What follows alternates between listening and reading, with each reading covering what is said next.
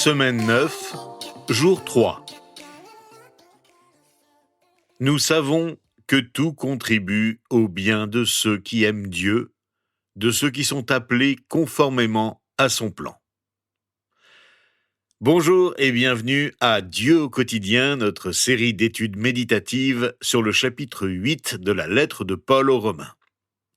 Le verset que nous venons d'écouter, le verset 28, est l'un des passages les plus aimés et les plus souvent cités de toute la Bible. Il nous rappelle qu'en toute chose, Dieu œuvre pour le bien de ceux qui l'aiment, de ceux qui sont appelés conformément à son plan. L'apôtre Paul poursuit et dit au verset 29 et 30 « En effet, ceux qu'il a connus d'avance, il les a aussi prédestinés à devenir conformes à l'image de son Fils, afin que celui-ci soit le premier-né d'un grand nombre de frères. Ceux qu'il a prédestinés, il les a aussi appelés. Ceux qu'il a appelés, il les a aussi déclarés justes. Et ceux qu'il a déclarés justes, il leur a aussi accordé la gloire. » Lorsque nous considérons les souffrances de Jésus, comme nous l'avons fait ces derniers jours, et que nous contemplons la gloire future de Dieu que nous attendons avec beaucoup d'anticipation, nous pouvons bien sûr nous demander « Mais qu'en est-il du présent ? Qu'en est-il de ce que je traverse dans ma vie en ce moment ? Comment gérer les problèmes quotidiens auxquels je me confronte ? » Je sais que je peux penser au passé et que je partage les souffrances de Jésus. Et je sais que je peux contempler l'avenir en sachant que je vais partager la gloire de Dieu à cause de son amour pour moi. Mais qu'en est-il du quotidien, du maintenant ? Eh bien, le chapitre 8 de la lettre aux Romains nous parle aussi de cela. Nous savons qu'en toute chose, Dieu travaille pour le bien de ceux qui l'aiment. Nous avons lu ce passage dans la version second 21. La Bible du Semeur le traduit ainsi. « Nous savons en outre que Dieu fait concourir toutes choses au bien de ceux qui l'aiment, de ceux qui ont été appelés conformément au plan divin. » Ce passage nous parle des difficultés, des problèmes que nous rencontrons tous. Qu'y a-t-il de bon dans nos problèmes ? La plupart répondraient sans hésiter « rien, absolument rien ». En fait, nous ne posons pas la bonne question à propos de ce verset, nous la posons sous le mauvais angle. Qu'est-ce qu'il y a de bon dans mes problèmes ? Bien sûr qu'il n'y a rien de bon. La bonne question à se poser est plutôt celle-ci. Quel bien Dieu peut-il faire, même à travers mes épreuves ? C'est la bonne question. Car Dieu accomplit des miracles tous les jours. Dieu se saisit de nos problèmes et de notre souffrance, et il les transforme pour notre bien. Parcourons simplement ce verset lentement. Paul dit bien « Tout contribue, en toute chose, pas certaines choses, tout ce qui nous concerne est inclus. La liste est sans fin. Dieu est à l'œuvre et veut notre bien dans tous les aspects de notre vie, quelles que soient les circonstances que nous traversons. Il a les moyens d'agir pour notre bien. Faisons-lui confiance. En toute chose, c'est Dieu qui œuvre. Ce n'est pas moi qui peux faire concourir quoi que ce soit au bien, par mes propres moyens, par ma propre volonté. C'est Dieu, et Dieu seul. Nous nous appuyons donc sur lui pour notre bien. Remarquons toutefois que Paul ne dit pas « tout contribue à l'accomplissement de vos désirs », mais au bien. Dieu n'œuvre certainement pas en toute chose pour que j'obtienne ce que je désire, mais il œuvre en toute chose pour que le bien puisse arriver. Non seulement dans les temps présents, mais aussi pour les temps futurs, jusque dans l'éternité. Non seulement dans ma vie, mais aussi dans celle de ceux qui m'entourent. C'est bien en toute chose que Dieu œuvre pour le bien de ceux qui l'aiment. Oui, de ceux qui l'aiment. Dieu fait concourir toutes choses pour notre bien si nous l'aimons de tout notre cœur, si nous avons été appelés conformément à son plan pour nous. Paul en est certain, pour lui, cela ne fait pas de doute. D'ailleurs, il commence par dire « nous savons ». C'est une certitude qui ne peut pas être remise en question. Dieu est à l'œuvre dans ma vie, que j'en sois conscient ou non.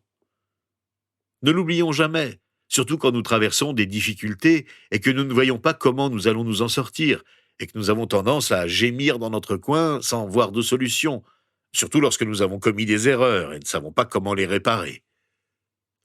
Savoir, de manière certaine, que Dieu lui-même fait tout concourir à notre bien alors que nous l'aimons, nous permet d'aborder nos problèmes dans la paix, la sérénité et la sécurité.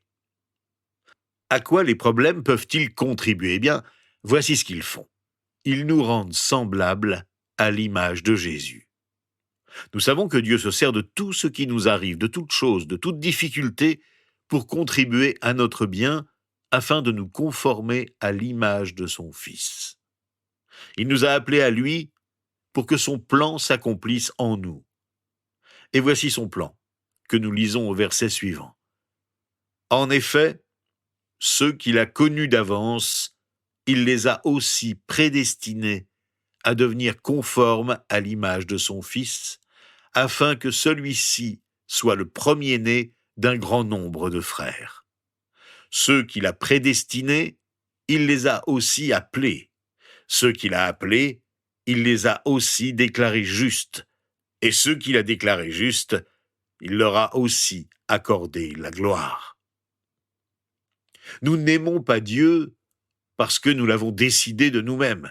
Nous l'aimons parce qu'il nous a connus d'avance, parce qu'il nous a prédestinés à devenir semblables à Jésus-Christ. C'est pourquoi il nous a appelés, il nous a justifiés, et nous a enfin donné sa gloire. Quel programme, quel plan magnifique! Nous n'aurions jamais pu imaginer un tel plan. Ce n'est pas notre plan, c'est son plan. Voici la réponse au mystère de la souffrance. Pourquoi devrais-je souffrir avec Christ pour recevoir ses richesses ? Pourquoi me ferait-il passer par la souffrance ? Parce que la plus grande richesse que nous pouvons recevoir, c'est Jésus lui-même, Christ révélé en moi. Peut-être que vous vous demandez, est-ce que la souffrance que je subis aujourd'hui et qui me rend semblable à son image a un impact réel maintenant, mais aussi pour l'éternité ? C'est exactement cela. Lorsque nous entendons parler de la persécution que vivent les croyants en Christ dans de nombreux pays, une partie de nous-mêmes se dit « Quelle horreur, il faut que ça s'arrête !» Oui, nous devrions tout faire pour que la persécution cesse. Mais n'oublions pas que tout, y compris la persécution, contribue au bien de ceux qui aiment Dieu. N'oublions pas non plus que Dieu leur a donné la gloire. N'oublions pas que les persécutions les plus douloureuses ici-bas sont légères à côté de la gloire promise, comme le souligne Paul dans ce chapitre. Nous voulons naturellement ne pas souffrir pour souffrir, et nous prions bien sûr pour que, chaque fois que cela est possible, tous les croyants soient épargnés de la persécution. Mais notre vie ne s'arrête pas à notre existence sur terre. Et la gloire attend tous ceux qui souffrent pour la cause de Jésus-Christ. Cela met en perspective la souffrance à laquelle nous ne pouvons pas échapper. En disant cela, je suis conscient que quelque chose en nous refuse d'accepter que Dieu puisse nous laisser souffrir, et que cette souffrance n'est rien comparée à la gloire qui nous est réservée, d'autant que dans nos cultures, on fait tout pour éviter la souffrance. Nous vivons dans un monde où le bonheur, c'est d'abord de ne pas souffrir, c'est d'être en bonne santé, mais Dieu manifeste sa bonté et son amour au milieu de la souffrance. Rappelons-nous toujours à quel prix nous avons été sauvés. La souffrance n'a pas épargné le Fils de Dieu. Elle ne nous épargnera pas non plus. Nous sommes les témoins de sa gloire, qui nous est aussi promise. Aussi, lorsque nous traversons une épreuve particulière, lorsque nous faisons face à l'opposition ou à la persécution, redisons avec foi ce verset, en sachant que nous ne sommes pas seuls. Dieu nous a appelés selon son plan, car nous savons que tout contribue au bien de ceux qui aiment Dieu, de ceux qui sont appelés conformément à son plan. Prions ensemble. Seigneur, tu connais nos circonstances et tu veux notre bien. Nous savons que notre bien n'est pas de vivre une vie sans problème, sans difficulté, mais d'être de plus en plus conforme à l'image de Jésus-Christ, notre bien suprême.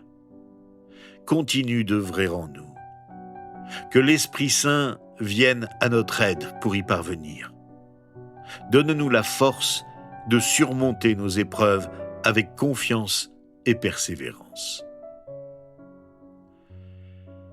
Demain, nous poursuivrons notre réflexion sur le chapitre 8 de la lettre aux Romains et examinerons ensemble les versets 31 à 34.